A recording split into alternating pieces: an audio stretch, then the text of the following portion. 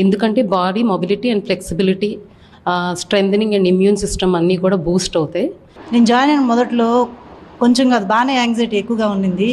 అంటే ఏదైనా ఒక పని అనుకుంటే పూర్తి చేయకపోతే చాలా డిస్టర్బ్డ్గా ఫీల్ అయ్యేదాన్ని. బట్ గోయింగ్ ఆన్ యోగా చేసిన తర్వాత నాలో నేను నా మైండ్, సోల్, బాడీ మొత్తం కోఆర్డినేషన్ తోటి నేను మాట్లాడే మాటలో కూడా ఒక కాన్ఫిడెన్స్ కంప్లీట్గా నేను తయారయ్యా. దీనికి 100% రీజన్ స్వప్న మేడమే.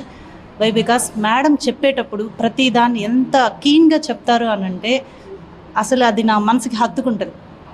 ఒక విషయం మేడం చెప్పారు అని అంటే అది 100% నేను ఫాలో అవుతాను. నేను లైక్ దట్. ఎలా చెప్తారంటే మేడము చేయగలిగే వాళ్ళకే కాదు, చేయలేని వాళ్ళు కూడా ఎలా చేయాలి పెద్దవాళ్ళు, మా మదరే వచ్చారు.